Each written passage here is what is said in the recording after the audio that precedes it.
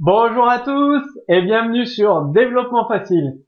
Donc, dans ce nouveau cours, vous allez apprendre à utiliser les cookies en JavaScript. Les cookies, qu'est-ce que c'est que les cookies? Eh bien, un cookie, c'est un fichier qui est stocké sur l'ordinateur de l'utilisateur. Donc, c'est un fichier texte qui contient une chaîne de caractères et ça permet de stocker des informations sur ce qu'a fait l'utilisateur. Les cookies existent en PHP également, donc vous pouvez combiner les cookies JavaScript, les cookies PHP et les cookies ActionScript pour avoir des informations sur votre internaute. Il faut savoir qu'un cookie a une durée de vie limitée, bien évidemment. Alors, un petit exemple, là, dans l'exemple, on crée un cookie avec une date d'expiration fixée au 31 décembre 2015. C'est-à-dire, vous pouvez vous-même, vous choisissez la date d'expiration de votre cookie. Bien évidemment, il faut savoir que les cookies sont stockés sur l'ordinateur de l'utilisateur, donc il peut choisir de les effacer. D'où l'importance de cumuler les cookies JavaScript, les cookies ActionScript, enfin Flash, et les cookies PHP, et même la base de données. Comme ça, vous êtes sûr de pouvoir y authentifier votre utilisateur, votre internaute. Donc, pour stocker un cookie, vous utilisez l'objet document. Il y a un cours dédié à l'objet document. Donc, sur le côté, vous retrouverez le cours dédié à l'objet document dans les catégories JavaScript.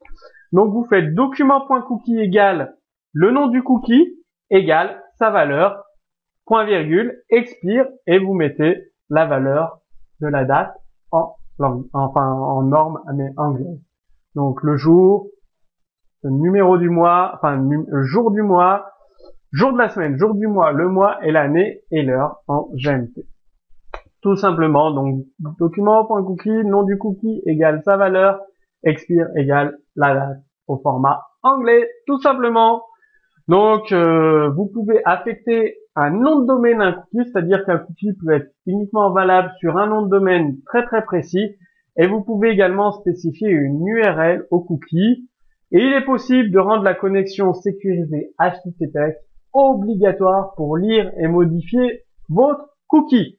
Donc, vous faites document.cookie égale le nom du cookie égale sa valeur égale expire sa date d'expiration égale passe le chemin du cookie, donc un chemin précis sur votre site internet, égale le nom de domaine et secure pour obliger une connexion HTTPS pour lire et modifier le cookie. Donc voici un exemple de lecture d'un cookie, c'est-à-dire que vous définissez le nom du cookie, un objet date, les heures, les minutes, les secondes, le jour et le mois et l'année, vous le récupérez à partir de votre objet date. Vous définissez la valeur du cookie à la date du jour, donc par exemple 07-02-2014 à 19h 01 minute et 30 secondes. Vous faites un document.cookie égale sname, donc nom du cookie.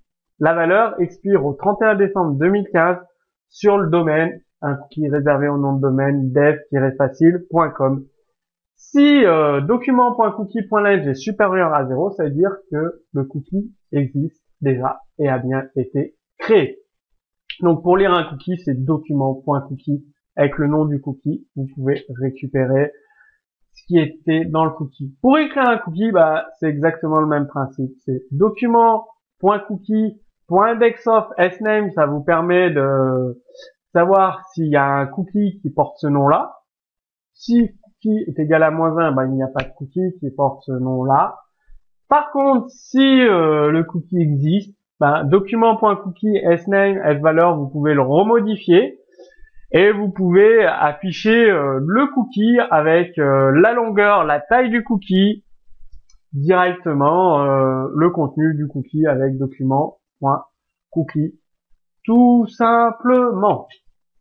Alors, pour supprimer un cookie, il suffit de le rappeler en mettant une date d'expiration antérieure à la date du jour. Donc, vous mettez en 99, en 2000, en 2013 pour la date d'expiration. Une fois que l'internaute aura fermé son navigateur, le cookie sera supprimé, tout simplement. Donc, un petit exemple.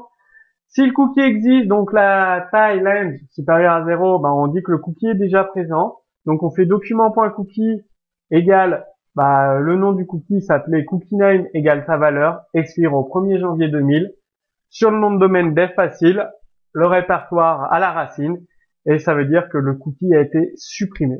Sinon, le cookie n'existe pas si la longueur est inférieure à 0 ou égale à 0, le cookie n'existe pas. Donc, dès que l'utilisateur va fermer son navigateur, le cookie va être supprimé. Alors, les cookies JavaScript, ça peut être très utile dans votre cas, dans vos applications, pour stocker des informations sur l'internaute. Par exemple, vous pouvez utiliser soit les cookies PHP ou les cookies FlashPlayer, ou les trois en même temps, et couplé à une base de données MySQL, c'est très très puissant pour pouvoir traquer vos utilisateurs, vos internautes, et étudier le chemin de navigation qu'ils prennent sur votre site internet, pour notamment savoir la résolution d'écran qu'ils utilisent, l'OS, le système d'exploitation qu'ils utilisent, le navigateur qu'ils utilisent, les scripts de tracking du nombre de visiteurs comme Google Analytics ou équivalent, qui vous affiche le pays de provenance de l'utilisateur ou la résolution d'écran, le navigateur utilisé, l'OS, le système d'exploitation utilisé. Il cumule les cookies JavaScript avec les cookies PHP pour récupérer l'adresse IP et sa provenance, et les cookies du Flash Player si c'est nécessaire. Comme d'habitude, vous retrouverez un code source directement sous ce cours vidéo. Si vous avez des questions, posez-les sous ce cours vidéo. Et moi, je vous dis à très bientôt sur Développement Facile.